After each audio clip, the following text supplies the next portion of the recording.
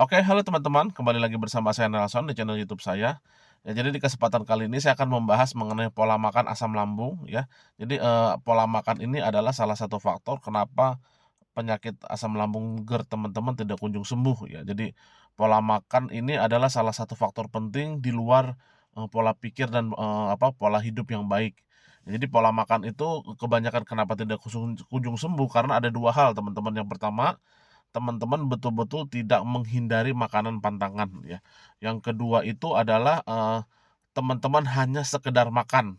Teman-teman mungkin makan, tidak memakan pantangan, tapi makannya itu hanya sekedar makan. Nah, inilah yang, 2 penyebab kenapa penyakit asam lambung teman-teman tidak kunjung sembuh yang berhubungan dengan pola makan ya.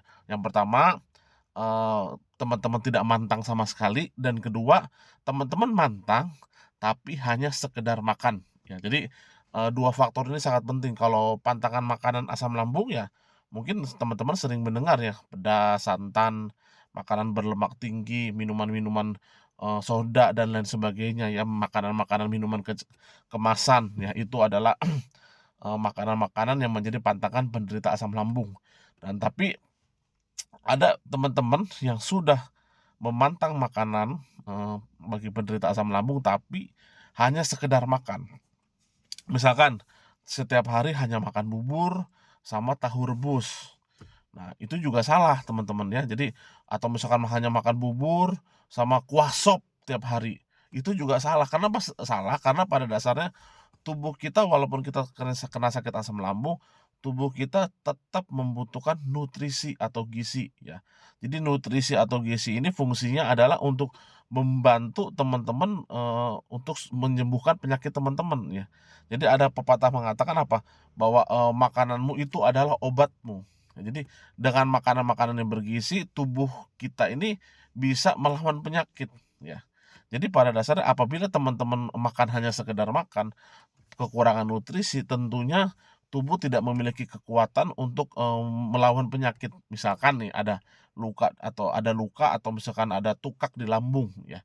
Tentunya untuk, bisa luka itu merapat kembali, teman-teman butuh memakan makanan yang bergizi supaya bisa apa, bisa, regenerasi selnya lebih cepat. Nah, mengkonsumsi arang aktif itu mempercepat lagi proses penyembuhan. Jadi, kalau sebenarnya bisa aja, asam lambung itu sembuh tanpa herbal ya, tidak konsumsi arang aktif, tapi biasanya teman-teman bisa cek dari dokter atau misalkan dari, teman-teman yang suka bikin konten asam lambung, penyembuhannya lebih lama. Jadi mengkonsumsi herbal arang aktif ini membuat proses penyembuhan jauh lebih cepat. Nah, selain dari, menjaga pola makan, pola hidup, dan pola pikir yang baik ya.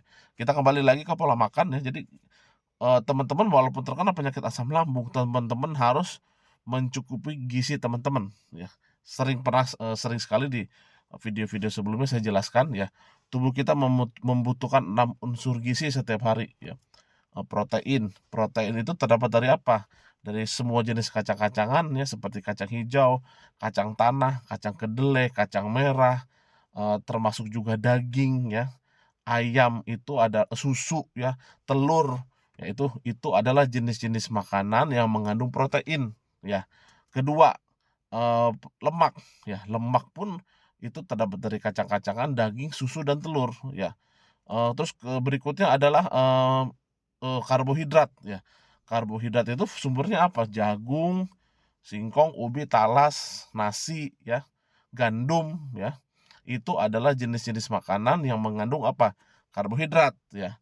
Vitamin ya, vitamin. Vitamin itu terdapat dari semua jenis sayur dan buah. Vitamin dan mineral ya, semua sumber, vitamin dan mineral adalah dari, buah-buahan dan juga sayur-sayuran. Air, air putih.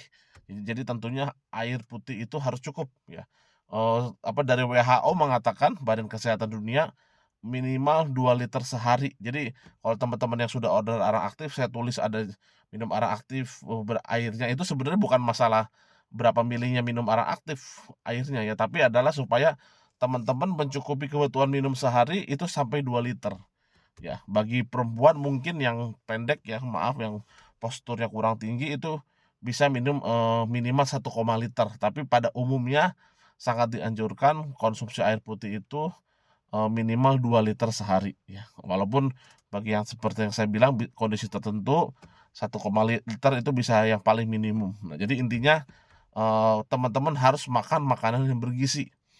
Contohnya misalkan teman-teman makan hanya, nasi putih ya, terus dengan, ayam rebus misalkan atau ayam dipepes, itu tidak mencukupi gizi teman-teman. Kenapa? Karena itu hanya mencukupi karbohidrat, protein, dan lemak ya.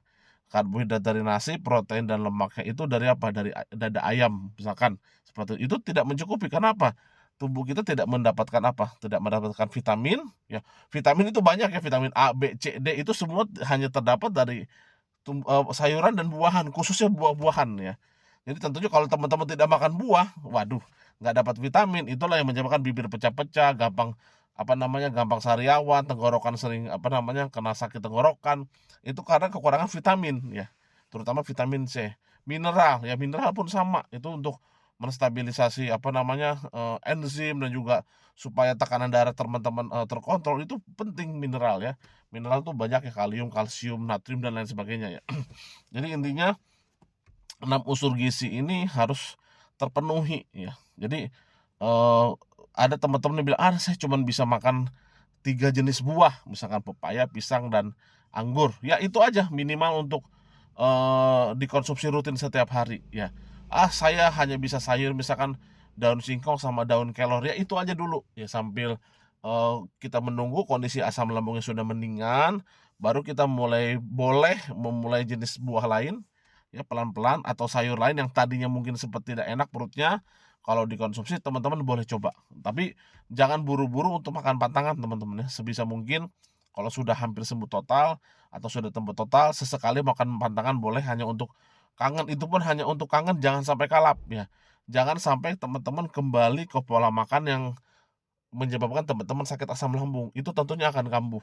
Jadi kalau mau makan pantangan, ya misalkan 10 hari sekali, atau sebulan sekali, atau seminggu sekali, ya teman-teman atur sendiri. Tapi intinya jangan konsumsi pantangan itu dengan porsi yang banyak dan dengan kuantitas yang sering, ya. Itu pun akan mengakibatkan, asam lambung teman-teman bisa kambuh. Karena saya dulu pernah mengalami kambuh, ya itu karena apa? Kalap. Merasa sudah enak badannya, makan, apa namanya, kembali seperti dulu, begadang lagi, akhirnya dalam waktu 1 tahun kambuh lagi dengan kondisi yang semakin parah. Nah, seperti itu. Jadi saya anjurkan, walaupun sudah sembuh, mau makan pantangan jangan sampai kalap, ya. Jadi sekali lagi teman-teman ya, makan itu walaupun tidak makan pantangan, bukan berarti asal makan, harus tetap bergizi, ya, tentu. Dan juga satu lagi penting sekali ya, walaupun teman-teman makan sehat, bukan berarti makanan itu hambar dan tidak enak rasanya.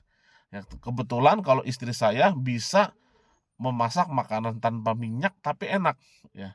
Dan itu dengan apa namanya, dengan, bumbu-bumbu ya. Jadi tidak semua bumbu itu pantangan ya. Jadi misalkan yang umumnya yang boleh itu bawang merah, bawang putih, lengkuas ya, daun jeruk, misalkan daun kemangi, sereh, kunyit, nah itu kencur, ketumbar, sedikit ya, itu boleh ya.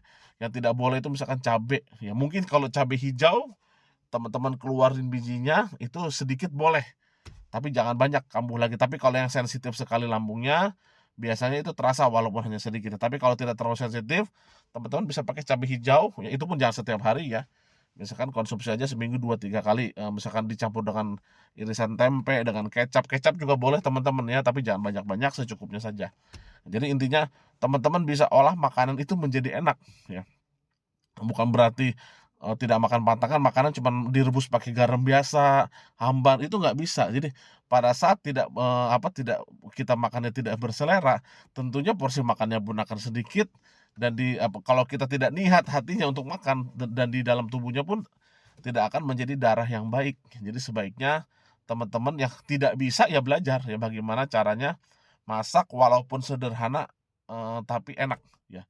Penggunaan tumis misalkan sudah agak mending, ya seminggu 2 3 kali, pakai 1 sendok makan aja misalkan minyaknya untuk, apa namanya, untuk menumis hanya bumbu bawang merah, bawang putihnya itu sesekali boleh.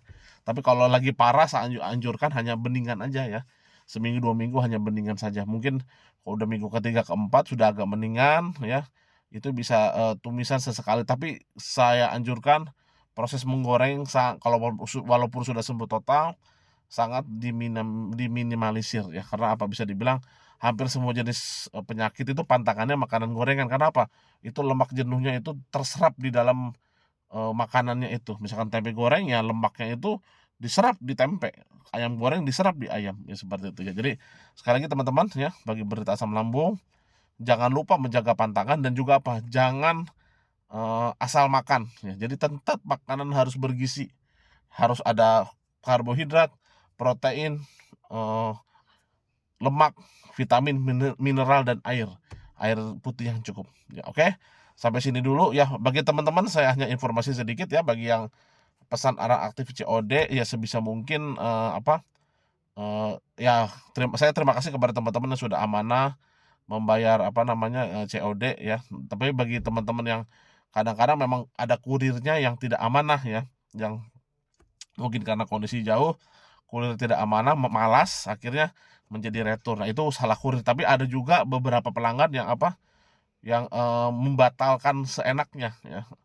COD itu, sangat merugikan teman-teman ya, karena kan ongkir itu tetap harus kita bayar ya, dan kedua itu,